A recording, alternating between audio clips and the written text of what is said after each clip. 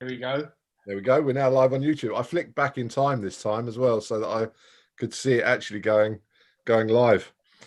Cool. So I'll do my little introduction. Tonight, or sort of midday for him, I guess, we've got Randy McElwee on for our podcast tonight. Thank you very much for jumping in. Correct me if I get any of this wrong, okay? But it's off your Facebook page, so. You can't believe Facebook. So Pedro Sauer Black Belt, obviously. Retired Green Beret, which is cool. Hopefully we'll get into a bit of that. Owner at Gracie Jiu-Jitsu Athens as well. Yes, sir. Solid information. I did a bit of other research as well, and there was a lot of other black belts and arts and things that I wasn't going to list off, but a very well-rounded martial artist. I've spent a little time on the mat, and I've been very blessed to work with some of the greatest folks there are, especially Professor Pedro Sauer. So how long? Obviously, I was looking through all of the different arts that you've studied. You've got black belts in and things like that. Which one came first? What was your first martial art? I started with Shotokan karate. Back in those times, back in the days, and I don't want to give away my entire age, but back when the pterodactyls flew, I started off with Shotokan karate, just good, basic, traditional, straight line punches and doing karate. Nice. And what sort of led you to Master Sauer then? What was the sort of, how did that come about? Well, that is a long journey, because the way it worked out is, I was doing karate, and then back when the first UFC came out, a friend invited me over, another guy from Special Forces, went over to his house. He and I trained karate together, and he had a lot of background in judo and grappling and things like that. Went over to his house to watch the first UFC on television and saw Royce Gracie annihilate everybody. And like most people back then, I decided, hey, I've got to get me some jiu-jitsu. And it wasn't easy to find. So we started to search, and in the beginning, we couldn't even get Gracie Jiu-Jitsu. All we could find was traditional Japanese Jiu-Jitsu. We had a guy in our Special Forces unit that had a lot of training, was a Japanese Jiu-Jitsu black belt and a judo black belt. And we started training with him and trying to develop that skill set. And that eventually worked out to where we were able to go train with Royce and Horian Gracie, and then bring them back to the Special Forces unit and get some training from them. Worked with them, got my blue belt from Royce Gracie. My first session with him was back in October of 1998. So a little ways back.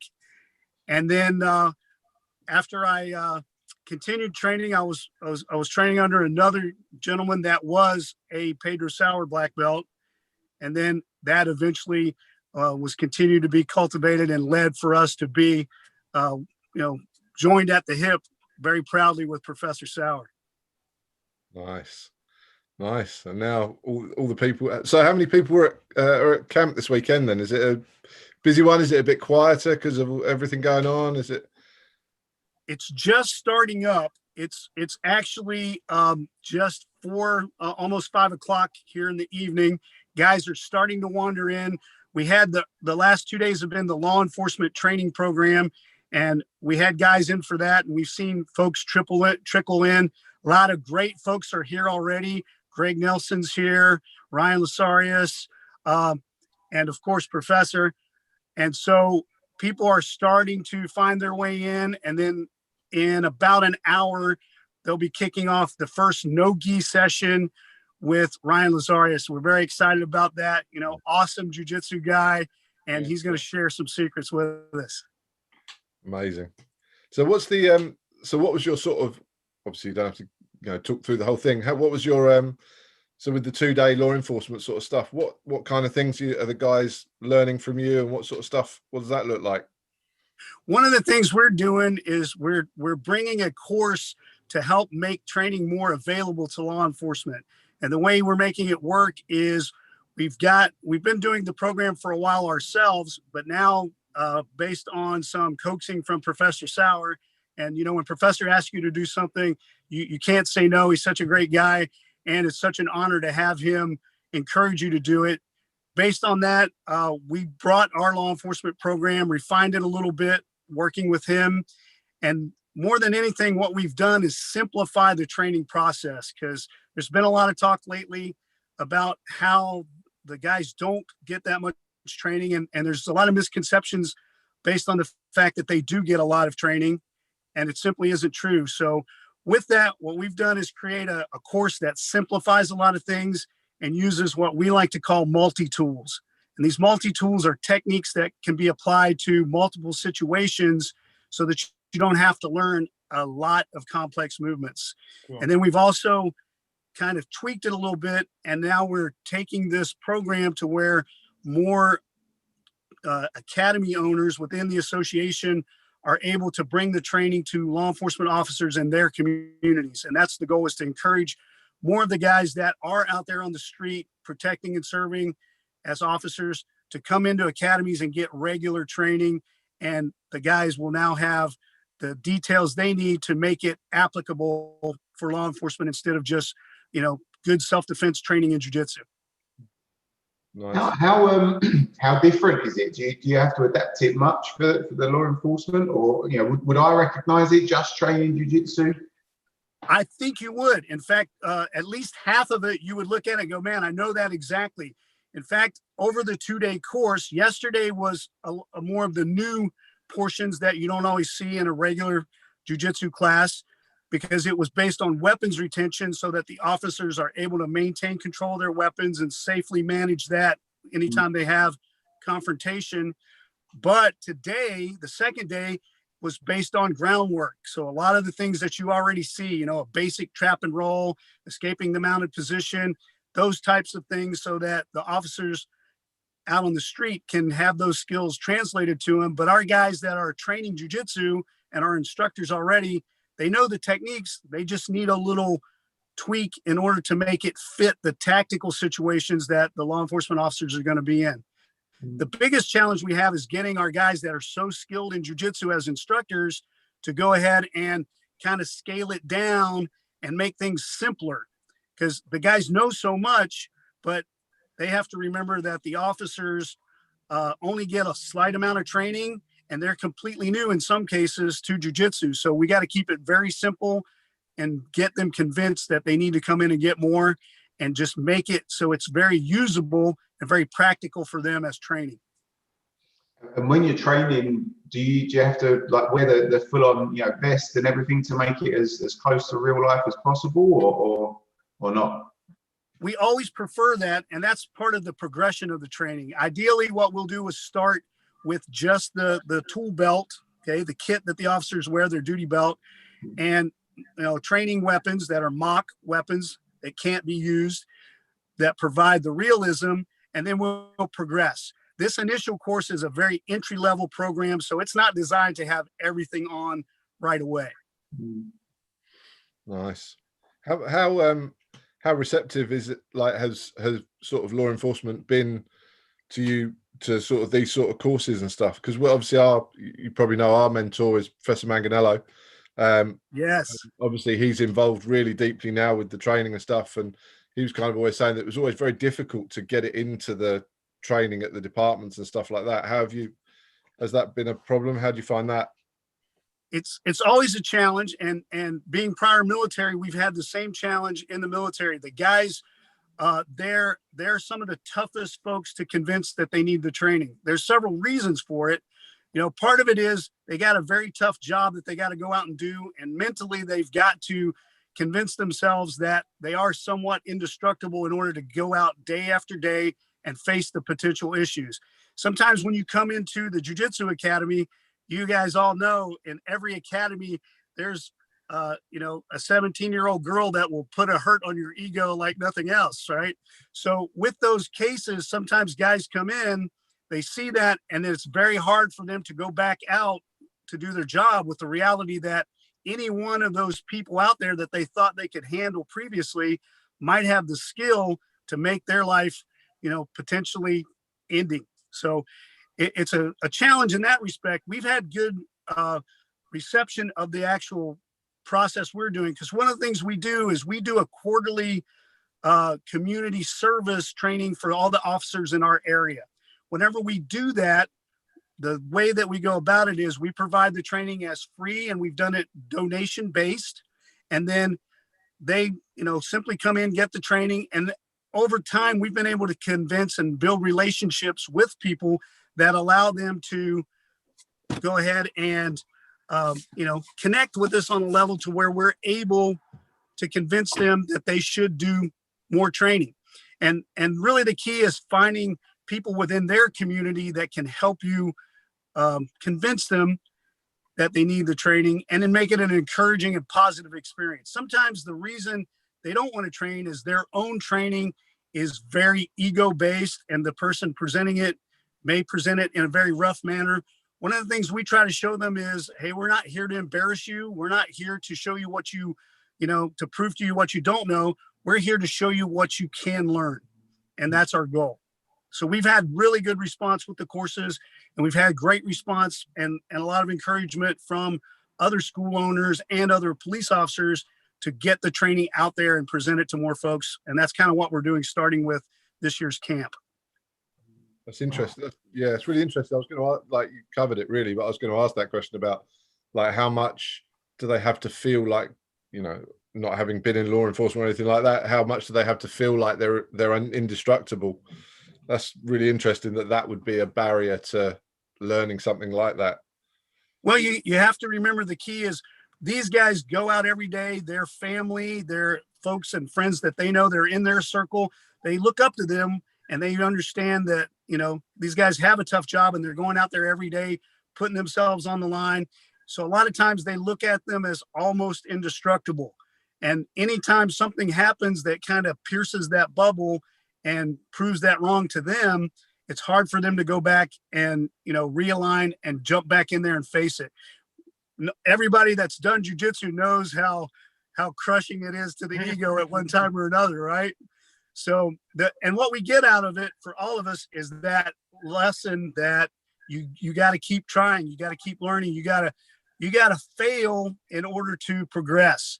And that's not always a comfortable concept, because one of the challenges in a lot of law enforcement training, based on the discussions I've had with officers, is their training process, for the most part here in the States, is developed from an older conventional military concept that's drawn mostly from our Marine Corps basic training, which, there's a lot of artificial stress induced in order to help the individual prepare for the real stress they're going to meet on the job.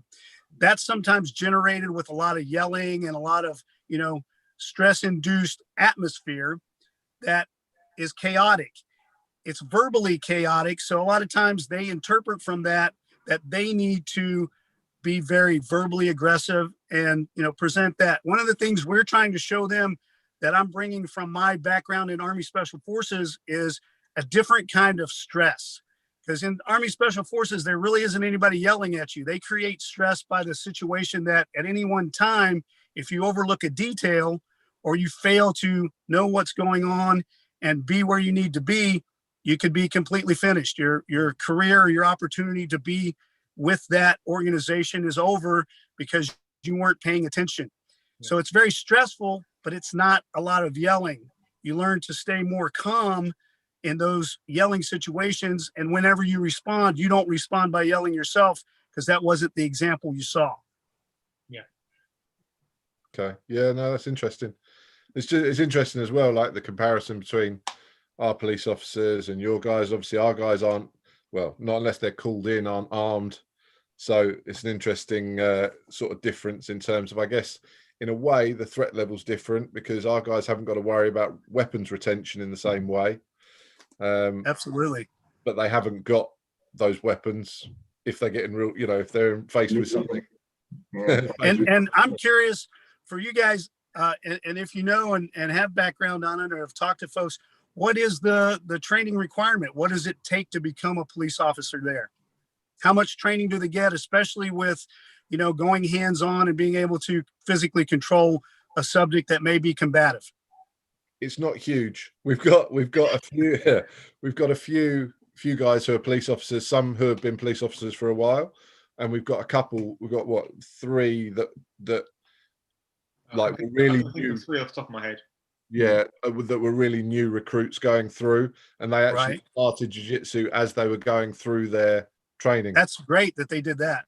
Yeah, really good. So yeah, they were saying it's not a lot, was it? It wasn't out of their, they do like their course at a place, it's not Hendon anymore, at Chelmsford, for their whole course, and I think it's like, you know, 10 weeks or whatever, and it only makes up a small proportion. A lot of it is, they were saying, is very basic stuff, very much about getting the arms isolated for cuffing as quickly as possible, basically, but not a lot of technical stuff in terms of sort of jiu-jitsu stuff. And we had one firearms officer as a member, haven't we, Dave, and he was in for a long time as a firearms officer, and he used to joke a lot about the training. So right. Let's not get into that. Yeah. So yeah, we won't put anyone on blast or anything, but yeah, he said it was not very much. So yeah, one of the things that I like to tell people from my experience is the public doesn't really understand how little training the officers get versus how much they need. And I tell them to think of it this way: if I were to give you a brand new helicopter right now and tell you, hey, it's all yours, I'm going to need you to fly it in 11 weeks.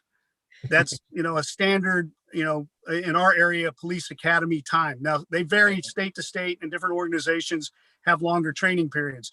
Now, you've got 11 weeks to learn how to fly this helicopter. It's very technical. It's very detailed. If you mess it up, you could obviously crash, and there could be some disastrous results, just like the situation they're going into. Based on that, now I tell them, okay, you obviously know nothing about flying a helicopter. I'm going to give you 20 hours to learn to fly this helicopter. How well do you think you could fly a helicopter after only 20 hours? And that's the challenge that a lot of guys are running into is they're being asked to do this very difficult job and task and working with the public and having to deal with folks that aren't complying with the law. And they're flying this helicopter with so little training that it does make it extremely challenging for them. One of the things we're trying to do is get more opportunities out there so the guys can really learn how to maneuver that, you know, physical confrontation helicopter. Yeah, well, I mean, I'm always amazed. It's a job. Whenever I watch, you probably have them there as well. We have a lot of shows over here, especially at the moment, where they're showing sort of police officers and, you know, things that go wrong, because obviously everyone's filming on phones now, and yes, you know, when police chases go wrong and all those kind of stuff. And I every time I watch it, I just go, I couldn't do that job. I couldn't do that job. You know, it's very difficult. It's yeah, crazy job. And even our guys that train with us, you know, I just yeah, I don't know how. I've said it to them, like, I just don't know how you do it. I don't know how you have the patience as much as anything to do it, to deal with the day-to-day. Well, imagine any job that you do, even in an office, if you had someone all the time just standing behind you with videoing what you did, and you were going to get reported for any mistake that you made, how difficult that would make things for you, even for a standard job. Now you're going to up the stakes, you know, pretty critically, to where things could go badly wrong and the consequences could be deadly for you or somebody else. And even if you make the right call, if public opinion's not perceived correct and the story gets out ahead of you, there's a chance that the officer might not get backed up and he may actually go to jail. Now you've got to deal with the culture that you've been fighting against all this time. Yeah, it's tough, especially at the moment. It's probably the toughest it's been for them for a long time, I guess.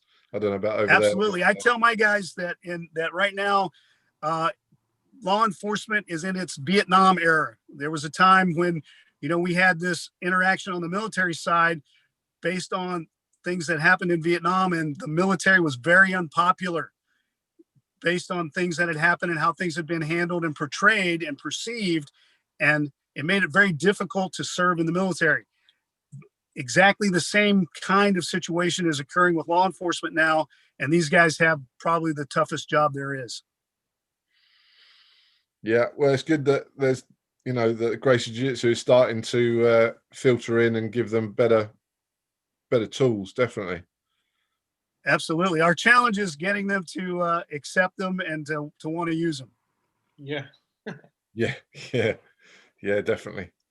So jumping back, how's it been for you with, you know, purely on the jiu-jitsu side of things? How's it been with your, you know, with your academy and everything with COVID, and how's that been? Have you been able to carry on? And I know it's really different for you guys over there, like state to state and things like that.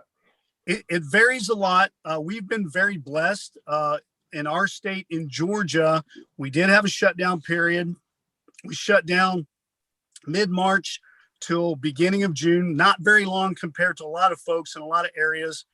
And during that time, what we did was we immediately shifted our focus, because we had a project that we were working on where we were putting our entire curriculum on video and putting it up so that all of our students would have access to it through our internal system, the same way they have access to the curriculum from the Pedro Sauer Association, you know, from Professor. But we wanted it to be, you know, directly related and for them to see us teaching it. We were working on a little bit, and then once the shutdown happened, we shifted gears and directed all of our time to that and went ahead and finished it, edited it, put it up online so that our students had access. We made that our priority. And then once we completed that, we were still shut down. So we changed gears and did what a lot of folks did, went to Zoom and Facebook Live classes so that our students could stay connected with us. We had really good response from both of those programs. And we also have a network with primarily a sister school that's just a few miles away. And we were working together on some of this. They had a Zoom class on at one time, and then we would have it at a separate time. So all of our students from both academies could view both Zoom sessions. So we kind of supported each other. That took a little bit of the load off. So not one academy was doing all the work via Zoom. And then from there, we did a progressive reopening. We took a lot of precautions, made sure once we were authorized in our state to resume training, we started with what we called partner pairs, so that you had a designated partner that you only worked with. We kept, we cordoned off the academy into large grids so that there was space for everyone and there wasn't, you know, contact and interaction. We closed down some of the procedures that we have. You know, we shut off our water fountain, so, you know, there was no public use of that, those type of things. We asked people to come, you know, in ready to train, already dressed in their gi, so they weren't spending time in changing rooms and interacting. And we built from there, and then eventually reopened to what has been more of a normal pace for us. We had Professor come and do a seminar at the end of June and had a great turnout. And then we continued to be basically opened almost business as usual from there. And we've been extremely blessed throughout that time. We have a lot of medical personnel. We've got, you know, nurses, doctors that are students of our academy, folks that work in the operating room. So we would talk to them daily and get direct response as to, you know, based on what they could tell us. Obviously, there's some information they couldn't share, but whenever they could advise us on how the situation was, we took information from them and we continued to work based off of that. We've been extremely blessed in all that time. We've had no one that has come down or contracted COVID or tested positive. We have had some folks that, you know, through their work or whatever, had a person that was in their organization outside of our academy that received positive notification, and they were able to isolate and not come to the academy during that time. We've had a lot of great cooperation. We have so many good folks. And one of the things we did from the beginning was ask them, if you feel at all unusual, you have a sniffle, you know, a fever, of course, or any type of thing that for any reason you just don't feel 100% that day, do us a favor, don't come in if there's any doubt whatsoever. And people were really great about that. We had folks, you know, contact us and say, hey, listen, I think I'm fine. It may be allergies. I don't feel anything, but I'm off a little bit, so I'm not coming in. and we were very thankful for that. As a result, we have had a lot of participation and no incidents related to the pandemic as a result. And that's great. It just shows that it works as well. If you do just basic stuff, straightforward stuff. It's funny because we were talking about it before, even before the pandemic kind of showed on the radar. We actually said, we've got to talk to everyone and say, like, if you don't feel great, or if you've got a cold, or just please don't come to training. Because right, absolutely. Yeah, like Robin and we've always done that, even like, previously in flu season and things like that. And there was a lot of talk about, extra cleaning. It really didn't change that much for us because we've always focused on providing that atmosphere at our academy, being very clean, very sanitary, making sure that folks are always washing their hands.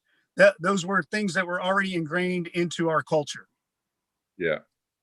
We were talking about it before the pandemic, and we were just saying that, like, we were getting sick far too often, and we're like, then people must be coming to class, not, when they're not feeling very well or they haven't recovered from whatever it was. And we did send out to everyone, like, before it started, please, if you've got a cold, or please, we know you love training, but do us all a favor and don't come, and especially if we're running kids classes and they're sneezing in our faces and things like that. Right.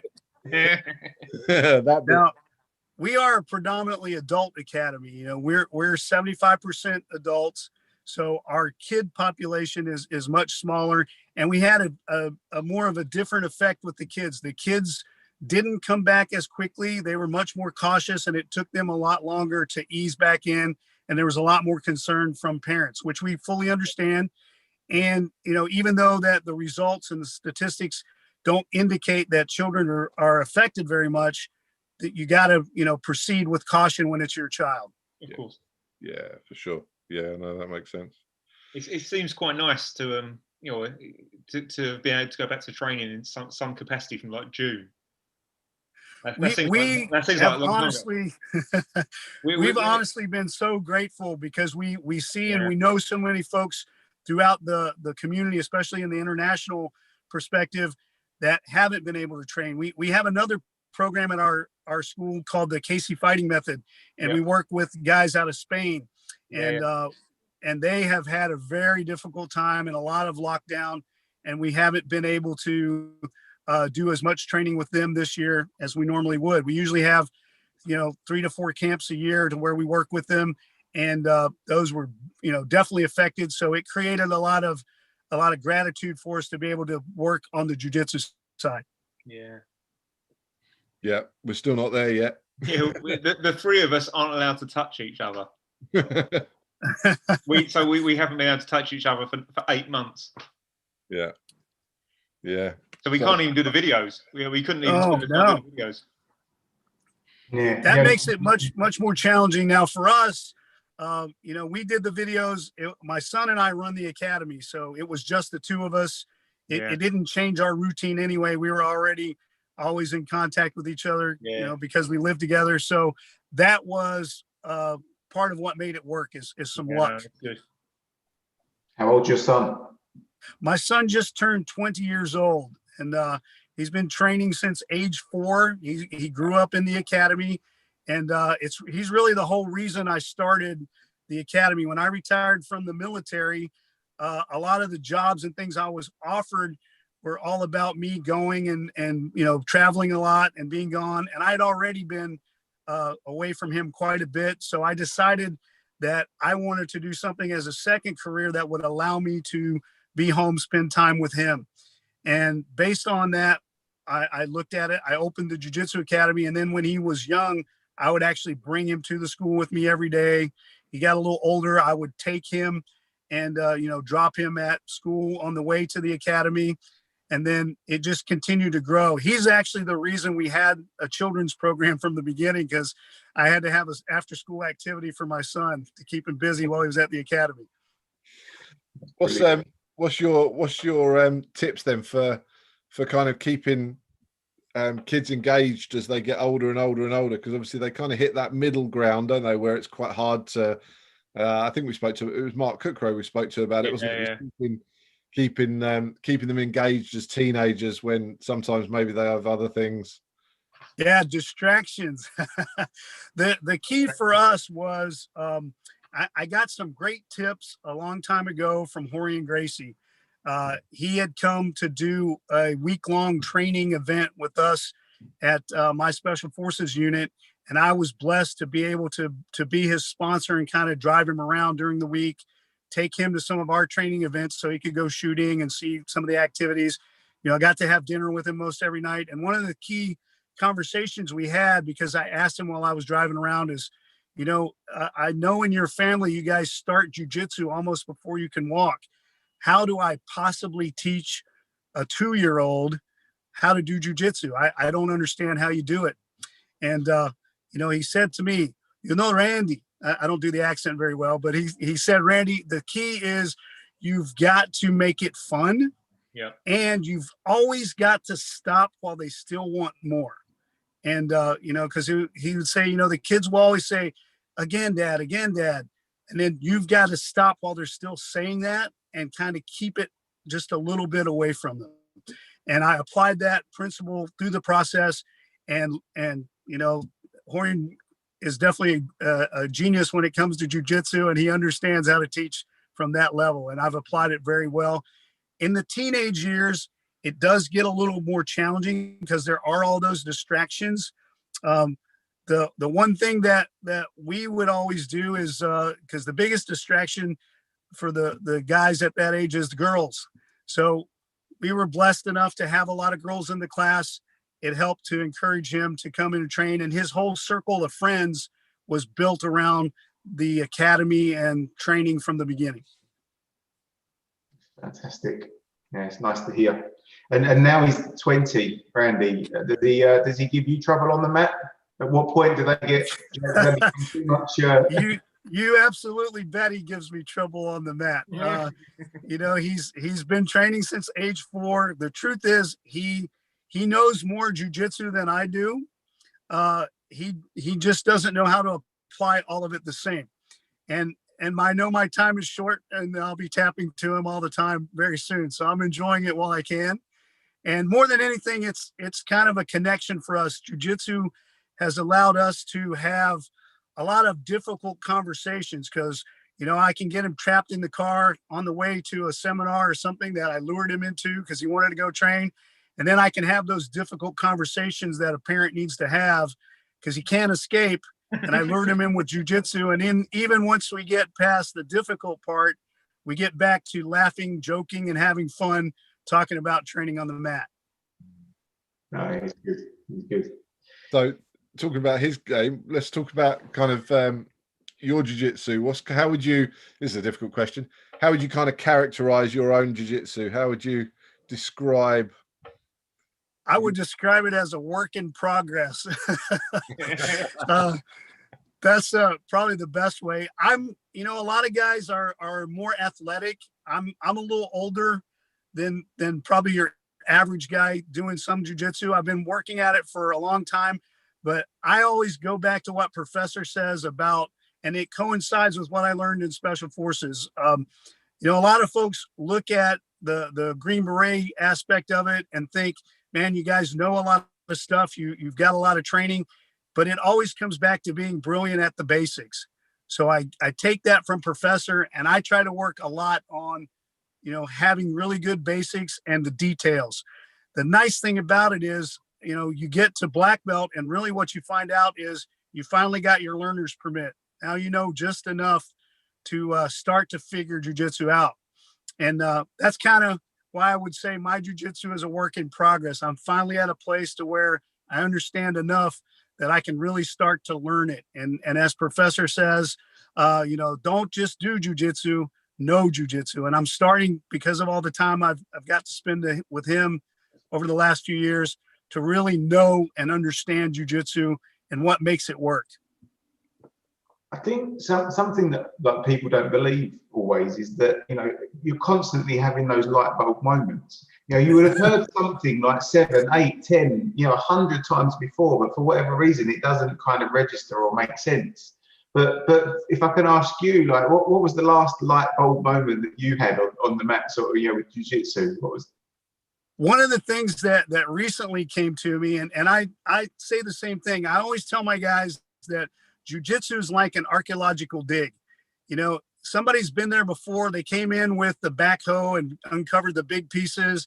You do that as a white belt. You get, progress a little further. You start to use a shovel. As you get up into the brown belt area, you might be using a little hand scoop and moving pieces away. But when you get to the black belt level, you've got that little wispy brush, and you're kind of just brushing little flecks of dirt away, and you're looking for one little piece of gold. And it's amazing. You'll see the same move again and again and again. And at one point, that brush will flick away and you'll see the gold. The biggest one I've had lately, and it's more of a principle rather than an actual single thing, but everything keeps coming back to this one concept for me in most recent time. I got it from Professor, and the idea is everything is about connection. And you hear a lot of this whenever you listen or if you get an opportunity, as I did previously, to train with Hickson, and everything he talks about is connection, that you have to feel it. The connection that I've learned is it's not just the connection to your opponent. It's connection between you and your opponent and between you and the ground. You've got to be connected to the earth. If I don't have a connection to the planet, I don't have any way to move anything. If I were sitting on a swing and I tried to push you, I wouldn't be able to move you at all because you're connected to the ground. I would move myself. So it's important that I understand with every move who controls the connection.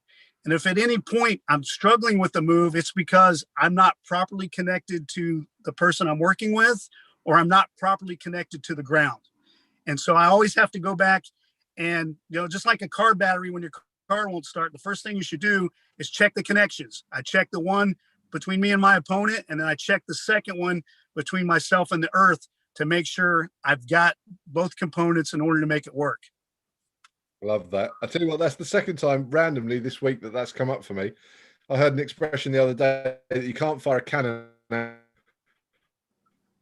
And it's like the same idea. You just, can't fire a cannon out of a canoe. That you've got to have that base. That's very true. Absolutely. So, and you know what? The thing that I've noticed more than anything, like you said, is it keeps coming up. It's not one of those things that I saw and I was like, okay, that's good information. But I see that principle now in almost everything that we do. And we reinforce it. I know we steal the quote shamelessly, but we say at our academy, whoever controls the connection controls the confrontation. And it's critical with every piece of the move. It's fantastic. Yeah. I'm gonna keep thinking about that now every time I'm messing around on the mats. Good. Explore that one. Randy, one of the questions I wanted to ask you, it's rare that we ever get a chance to talk to somebody that knows so many martial arts and have had to probably be in situations where you really, really needed it and had to use, some of those skills. What one stands out for you? You're talking to us today about jiu-jitsu, but is it jiu-jitsu above all of the others, or do any of the others like jump out and you keep with? Years ago, I had the privilege of going through this process and kind of working through this concept to determine which martial art would be most effective for Army Special Forces. And it was kind of a task given to me because at the time I was training, and we looked at a lot of different martial arts. We looked at, all the basic and key ones. We looked at Krav Maga. We looked at different things and different pieces of different martial arts. And we came to Gracie Jiu-Jitsu. And one of the things we discovered about it is it's very complete. It's very well packaged. It works very well. It gives you a lot of options, which are key. And it has the same, continuity throughout the concept of training, that you're able to apply it in a limited fashion, or you're able to escalate it to a very dynamic fashion. That makes it extremely useful. And it's one of those things the Krav Maga we saw was effective, especially if you had a short amount of time and you needed to get from point A to point B.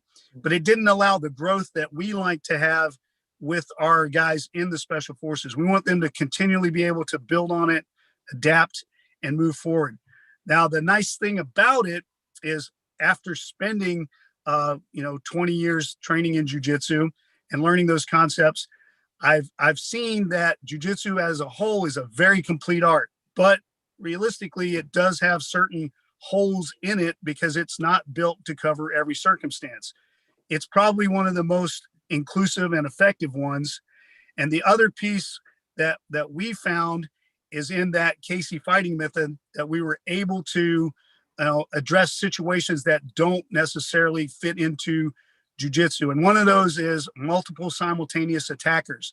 And even a lot of folks in jiu-jitsu admit that, there is a flaw here, because if I engage someone in jiu-jitsu, I close the distance, I clinch, I take them to the ground. Now I'm focused on just one person. And, there's some magic in that for a lot of situations, but there's a flaw in it under some circumstances if there's more than one person. And I have to always consider that when I'm looking at realism. So the only system that I've seen and found that adequately addresses the concept of multiple simultaneous attackers is the Casey fighting method system. Yep. One challenge that we have, and we've learned over the 15 years of having the academy, is we've done such a great job of teaching jiu-jitsu that some of our students, wholeheartedly insist they don't need anything else. And sometimes it hurts, because as a martial artist, you want them to continually explore, grow, and find those pieces where they can add more things.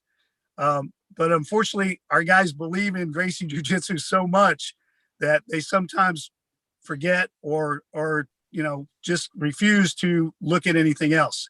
So those two systems for me have proven to be very complete overall. The one thing I would say is that there's a key to the process in learning the Shotokan karate as my fundamental and my foundation, is it gave me some pieces that I didn't necessarily get from Gracie Jiu-Jitsu and didn't, see in the KFM system, but it allowed me to have a good foundation that was really receptive to putting the other arts on top of and making them even more effective. So I think that's the key. One of my mentors, Alan Baker, has more black belts than anybody can count in some of the highest arts there are, and always from the best person within that art. And what I see from him is that that attitude of being an eternal student. And that's my favorite part. And I always encourage that. Fantastic. Thank you for the insight. Yeah. My pleasure. Yeah. No, it's getting there. Yeah, it's interesting because obviously, you've studied loads of different arts, and then like you say, you see people like Alan Baker training all of his different arts, and it's good to see that people don't get too single-minded about their training and about their, like you say, people get a bit too focused on one art, don't they? And then they don't really see any benefit outside of that, even if there is something that's staring them in the face that's useful. Absolutely. I guess the opposite of that is if sometimes people get a little bit too wide of their focus and don't actually get adequately good at any of it. Yeah, I think that's definitely a problem as well. Yeah. One of the things I tell everybody when they start training is, look at your why. Why are you training? What is it you want to accomplish? It's different for everybody. If it's self-defense, then always think about the concept of, does this fit my goal of self-defense? If it's sport, then, obviously you're going to have a different focus and your training is going to progress a different way. For us, we are very self-defense oriented. So we always ask the key questions, right? And for us, they are, when you're applying this, can someone punch you, and can you effectively defend it if they try to punch you? The other question we always ask is, will it work against someone who is at least 6 inches taller and 60 pounds heavier? That's critical. And then we also like to refer, and we get this from you know, the Gracies, the idea of, is the technique a natural body movement, or do I have to be, you know, inherently flexible? Do I have to be extremely strong? Is it requires something that the average and most normal people don't possess inherently? Yeah. Yeah. No, that makes sense. It's got to pass the test, right? I'm going to be Absolutely. going to be Good. green now and ask another one of my questions, Randy. Sorry. You've obviously Sure. got tons and tons of black belts. Green Beret, you know, black belt in jiu-jitsu as well. Some of those things are like legendary achievements that most people could only ever dream of. Which one like ranks above all others for you, and why? Oh, I got to pick one. You can give us more for different reasons. Yeah, whatever. Probably for me, you know, I have to say that obviously I'm very proud and blessed to have accomplished those things. More than anything, it's probably the fact that I don't think I'm done yet. I've got, you know, more to do, and I'm most proud of the opportunity to share what I've learned with students and have people, you know, spend their time and money to come into my academy, see me, train with me, and, you know, take anything that I might have to offer and apply it to themselves. I always tell everybody, you know, I didn't really do anything better than anybody else. The only thing I did was I was more stubborn than everyone else. There were tons of people in each one of those, you know, fields, whether it's the military training or within the martial arts training, that were much more talented than I was, much more, you know, physically fit, you know, better looking, better personality, all those things. The only thing that I was able to do was just keep coming, you know, to just keep showing up, keep doing my best, and keep doing what I was told. And more than anything, the thing that I'm most proud of is all those times I wanted to quit, I didn't. And believe me, there were many times. And that's the key, especially to jiu-jitsu. You're going to want to quit if you're doing it right. And it's hard sometimes to give yourself the pep talk of staying in the game. Which was the hardest to achieve, Randy? Which was the hardest? Yeah. Oh, man. Let's see. I would say probably the hardest, believe it or not, was the black belt. For the jiu-jitsu? For me, and mainly because I may be a slow learner, but I was a blue belt for 10 years. And, you know, I got my blue belt from Hoist Gracie and then worked on continuing training. And it took me 10 years to get from blue belt to purple belt. Now, some of that was because of, you know, activities and situations and things that I had, you know, going on in life with the military, because some of that happened during the 9/11 time, and that made it a little harder to train. But the sheer just duration to keep coming, keep training, keep getting humbled again and again by guys that, you know, were better at it than you, and to just, you know, keep stepping out there and you know, getting schooled. Yeah, it's certainly not easy. But no, it's never easy. And a lot of folks think that it's easy for some folks, but I think it's difficult for everyone, just in different ways. Yeah, definitely.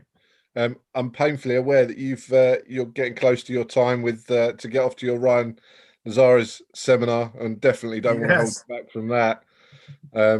Yeah, that sounds like it's going to be awesome. So, is there anything you want to that you can promote, or if people are in the area, where can they get a hold of you, and if they want to do the courses and stuff that you're running? Absolutely. The best thing is, if you're missing the current world conference and fall camp here, you know, you're definitely missing out this weekend. And I'm sorry, I didn't mean to rub it into you guys, but hopefully you guys will be at the next one. I look forward to meeting you in person, seeing you there. If you have any questions, anybody does, of me and wants to get a hold of me, you can definitely find me on Facebook. You can always reach out and contact me at athensjiujitsu.com. And if you're ever in the area of Georgia, in Athens, definitely come by, check out our academy, come in, train with us or our sister academy in Commerce, Georgia. And if you think that the training we're doing, especially for law enforcement or our women's self-defense program, any of those things that we put a lot of time and spend a lot of effort on, and you'd like us to be involved and do that for you, get in touch with us. We'll be happy to come to your academy if restrictions will let us, and we'll come and train with you because we'd love to do it. And I got one question for you guys. Which part of the UK are you in? We are, we're about sort of 40 minutes, 30 minutes, 40 minutes outside of London. East. Awesome. Yeah. It's been way too long since I've been to London. I hope things will lift at some point, and maybe I'll get a chance to swing back through there and come up and see you guys. I always loved my time and trips there. It was great. It was usually a stopover to a much less wonderful place, but it was always great to spend a little time there. No, we'd definitely love to have you anytime. Yeah. And just wait till social distancing is done, otherwise we won't be able to do any jiu-jitsu. Yeah. Right. You mentioned you've got a good Irish name, and when you do pass through, maybe we can go and find a couple of Guinness or something. And I think Howard always loves a Guinness. He'll pop over and say hello as well, I'm sure. Absolutely. Yeah. Would love to do that. Like I said, have had some awesome times in London, and would welcome the chance to spend a little more time there, enjoy it. And if you add jiu-jitsu in, it's always a win. Awesome. Wicked. Well, enjoy those seminars. Have a great weekend. Say hello to everyone for us, and say hello to Master Sauer for us. And hopefully we'll be there on the next one. Yes, fingers crossed, guys. Thank you so much for having me on. I really appreciate it. It was an honor, and hopefully things will progress and get better, and you guys can get back on the mats and start training. I know how tough it is to miss it even for a moment. So, my fingers are crossed for you. Thank you. Thank you very much. Right, I'll stop the live